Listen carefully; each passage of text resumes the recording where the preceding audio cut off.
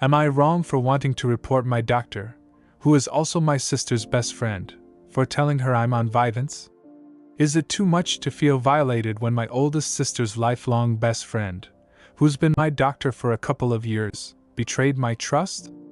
Initially, Dr. A, my regular doctor, was a colleague of hers from the same clinic, but after Dr. A went on maternity leave, I switched to Dr. B, my sister's friend, as my primary physician. It's been that way since the pandemic, and I never switched back. I have ADHD and have been taking prescription meds for it for years, but I've never shared this with my family because I feared their backlash. You see, I come from a family of type A overachievers who don't believe in ADHD and just write it off as laziness. A few days ago, my siblings and I were at my sister's house watching the Matthew Perry/Diane Sawyer interview where he talks about his struggles with substance abuse. I casually mentioned how skinny he looked during one of the Friends seasons, and out of nowhere, my sister says, "Well, it started with prescription drugs, so I hope you don't get hooked." I was instantly gripped with horror. My other siblings were confused, looking at her for clarification, but she didn't say anything more. The entire night, I was frozen, with a deep pit in my stomach. Later, when I had a moment alone with her, I had to pry the details out of her. Apparently, while on a girls' ski trip, my sister's friend, Dr. B, drunkenly slipped up and told my sister that she had recently seen me for an increase in my dosage, revealing that I'd been on Vyvanse for years. I'm absolutely livid. I feel utterly betrayed and violated, and I have a strong urge to report Dr. B for breaking HIPAA regulations. My sister won't stop calling and texting, pleading with me not to ruin her friend's life after all the hard work she's put in. But here's the thing, she's worried about losing her friend, but she doesn't care at all about how disrespected I feel or how my privacy was violated. More than anything, I'm terrified that she'll tell my parents, and my family will never look at me or my achievements the same way again. Just a bit more context. I've known Dr. B my entire life, just as long as my sister has. She's been my sister's friend since childhood. They've been best friends since first grade, and they've stayed close ever since. We've spent time together with our families on multiple occasions over the years, and even gone on trips, including my sister's bachelorette. Growing up, I always looked up to her, thought she was cool. She and my sister both have kids around the same age, and they're close too. Dr. B currently brings in the bigger income for their family, and my sister reminds me constantly that I'd be ruining the lives of two innocent children in the process. That's the only part that weighs on me. I adore those kids, and they don't deserve this. But at the same time, I cannot get past how betrayed I feel. I always keep a firm line between personal and professional relationships, and I never would have chosen her to be my doctor if circumstances hadn't unfolded the way they did. She was simply the next best option, the most practical choice when I wasn't looking to switch clinics during the pandemic. As for Dr. B's personality, she doesn't yet know what my sister has shared with me. It's just been between my sister and me so far. She's trying to make it sound like they were so sloppily drunk that it was a total accident, a one-time slip-up. But I just don't understand why it would have even come up at all. I've never been able to ignore how my older sister has a habit of flaunting sensitive information about us. When we were kids, she'd hold on to something she learned about one of us and wait for the perfect moment, like during a road trip or at a key moment in a movie, to drop it, ruining everything. It was her thing, and I fear she hasn't fully let go of that habit now that she's an adult. My older sister always considered herself our second parent, and she used our secrets against us. I was terrified of her growing up, and would hide my journals at my friend's house because she would snoop. She definitely lacks empathy. Update: I want to thank everyone for the advice and support on my original post. After reading the feedback, I reached out to a lawyer friend for more advice, and he, like most of you, agreed that I should report it. He advised that I do so without telling anyone else. He said it's better to do it sooner rather than later, as they prefer complaints to be filed within 180 days of when you became aware of the act or omission. 2 days after that, I reported Dr. B to the Office for Civil Rights, OCR, for violating HIPAA and the Patient Safety Act, breaching my fundamental right to health information privacy. I didn't tell my sister or anyone else. A few days later, when I went home for the holidays, I saw my entire family. I hadn't heard anything back on my complaint yet, so I wasn't sure if Dr. B knew or if she had told my sister that I reported her. So I stayed quiet. But as it turned out, that wasn't my biggest issue at that moment. My sister had already told my parents that I was on an extremely high dose of controlled substances. I knew my parents wouldn't take this news well, but they were far more upset about it than I could have imagined. My dad doesn't believe in ADHD.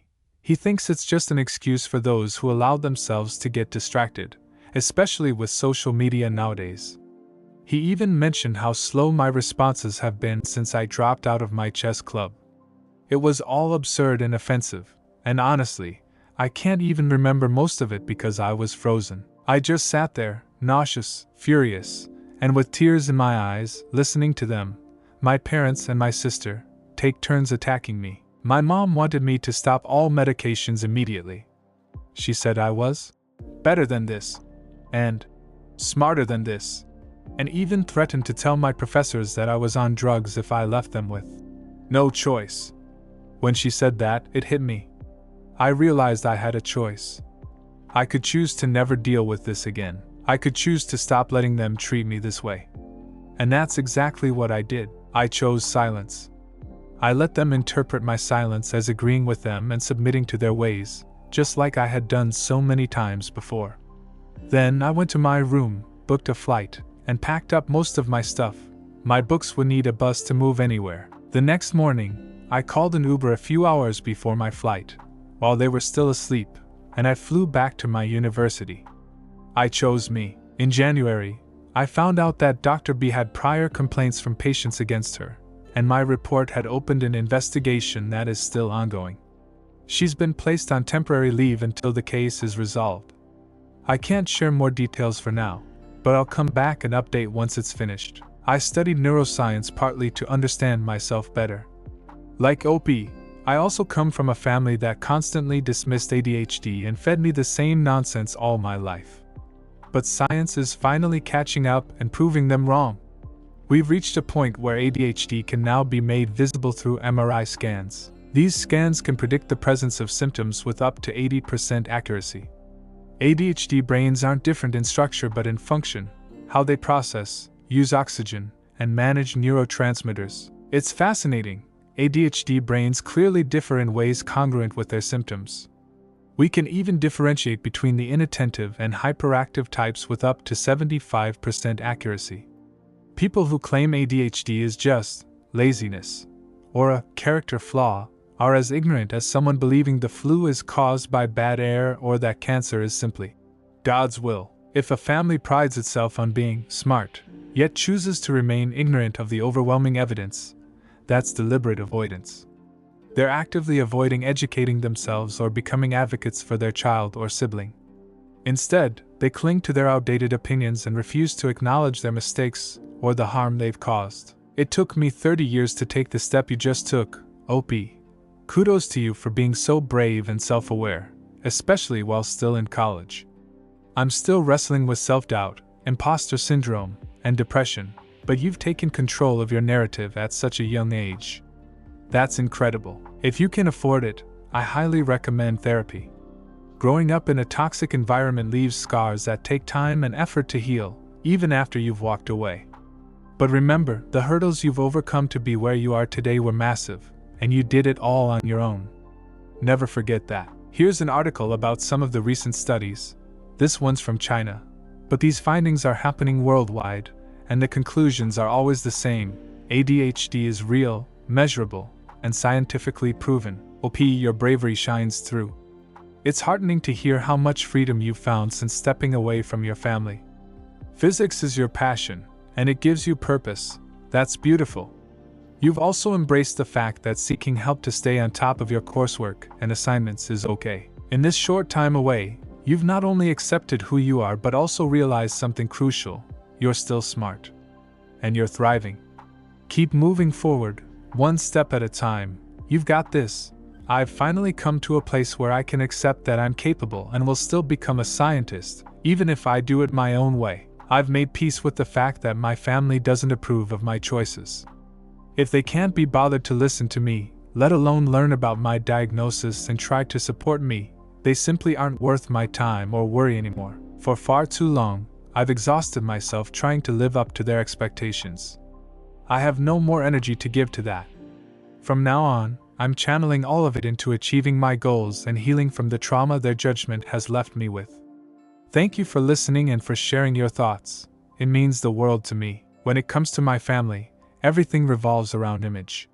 We come from a long line of scientists, many of whom have PhDs. As far as I know, none of them have ever been officially diagnosed with anything like ADHD. Or, if they struggled with it, they kept it hidden. Their work ethic and achievements are everything, and they never admit to anything that might make them appear less than perfect. That's just how we were raised. I grew up believing anyone who couldn't pay attention or got distracted was just lazy, nothing more. I didn't know anything different for most of my life. Commenter: It's so sad because even if you showed all the science and evidence to your family, I bet it wouldn't change anything. You're absolutely right. I considered it for a brief moment, but deep down, I knew it wouldn't make a difference. I was so blind for years. All I wanted was to be good enough for them. Therapy is opening my eyes now, but it's bittersweet. My heart aches for the years I spent chasing approval I'll never get. The hardest part about going no contact with my sister? Losing out on time with my niece and nephew. I don't know how many of you have gone no contact with your family to the extent that I have, but I'd love to hear any advice you might have.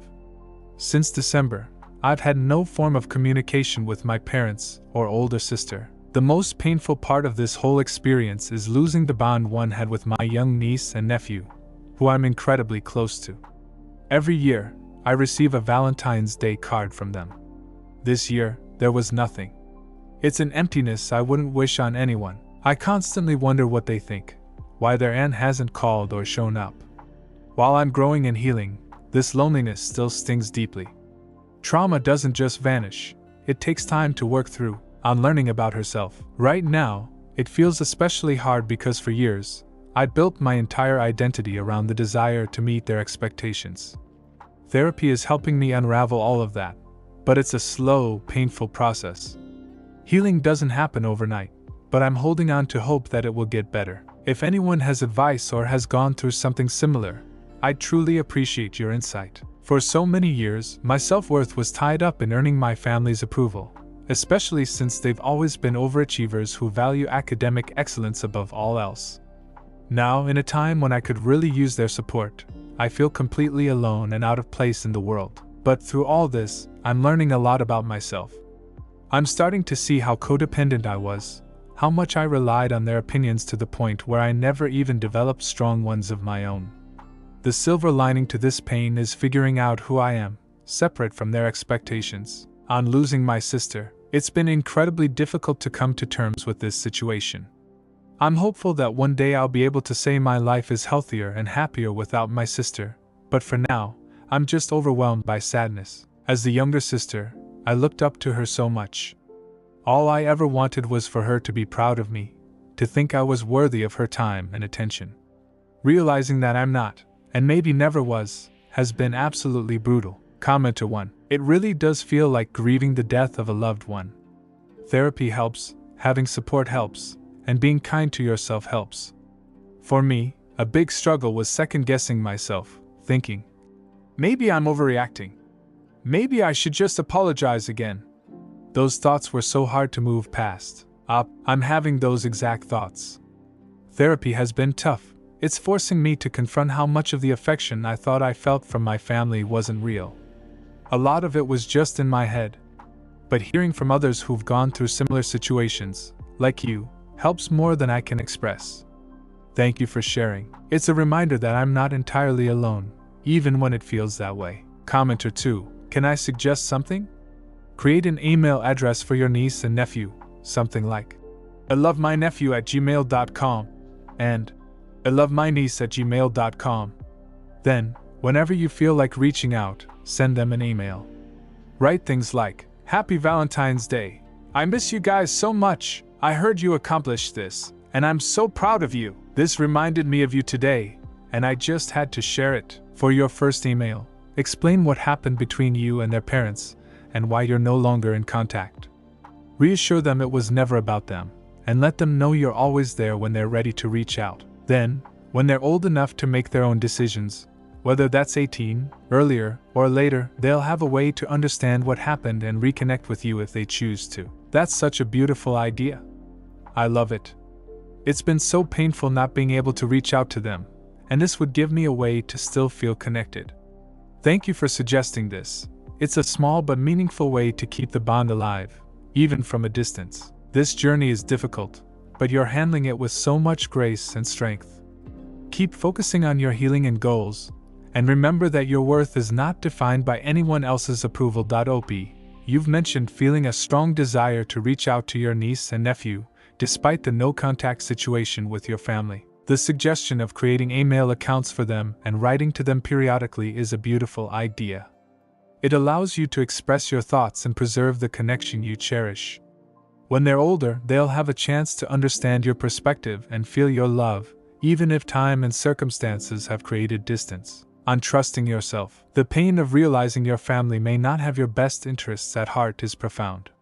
However, you're showing incredible strength by standing by your decisions and recognizing their necessity for your well-being. Each day you spend prioritizing yourself helps reaffirm that you made the right choice, no matter how hard it feels right now. Legal and case updates. You've taken a significant step by working with an attorney well-versed in HIPAA violations to address the breach of privacy. It's understandable that legal matters like these are complex and time-consuming, but having a skilled professional on your side is a great step forward. While the timeline remains uncertain, the fact that the investigation has progressed and a notice has been issued is promising. On family contact and emotional well-being, your mom has attempted contact, while your dad and sister have not. Checking in with your other siblings when loneliness feels overwhelming shows how deeply this situation has affected you. Admitting that you're not emotionally okay is an important acknowledgement. Healing from such trauma takes time, and it's okay to feel the weight of it. Reflection and hope. Your journey is one of resilience, self-discovery, and immense courage. Although the pain and loneliness you're experiencing are significant, you've already made progress in setting boundaries, seeking justice, and prioritizing your mental health. Lean on the resources available to you, whether it's therapy, supportive friends, or even communities of people who face similar challenges. Remember that healing is not linear, and every small step toward understanding and acceptance is a victory. You're not alone, and brighter days are ahead. Keep going. You're doing an incredible job under very challenging circumstances. I'm going to therapy and getting help for it, but processing trauma is such a hard, painful process. I can't even begin to explain how it feels. Imagine having a stranger make you realize that your family has never truly loved you. As much as my older sister was a bully to me, in some twisted way, she was my idol growing up. All I wanted was to make her proud of me. But I never felt worthy of her time or attention back then, and I still don't, even now as an adult with so many achievements. To know she would pick her friends over me in a heartbeat? It's like a stab in the back. A painful, searing stab. I know things will get better. I can feel it in waves. Slowly, I'm finding confidence in little things every day. But then, just recently, I found out something that broke me all over again.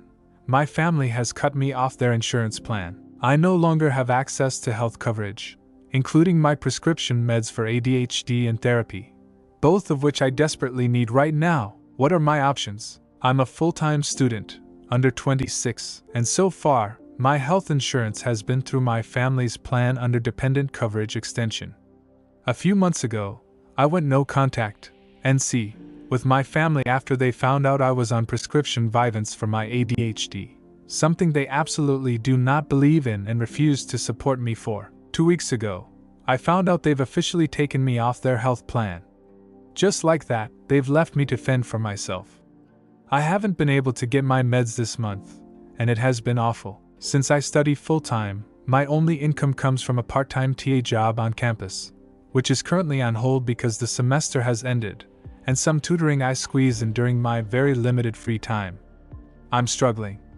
I'm on the verge of a mental breakdown, and I need help. Any advice would mean the world to me. You most likely qualify for Medicaid. Do you have a local Department of Social Services you can go to? Would I be able to qualify for Medicaid independently, even though my family has a high disposable income? I'm financially independent but had been on their plan my whole life, until last month. I've reached out to a few resources recommended by my university, but since my official address is out of state, where my parents are, I need to sort that out first. Make sure they're not claiming you as a dependent on their taxes still. Generally, yes, you should qualify. It's not based on your family's income since you're not a minor and don't live with them. I hadn't even considered this.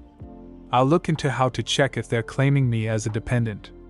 Thank you for pointing this out. I want to express my deepest gratitude to all of you who reached out, offered advice, or simply provided a safe space for me to be heard. Your kindness has been a guiding light during the absolute darkest time of my life. Making the decision to go no contact with my family left me feeling incredibly lonely.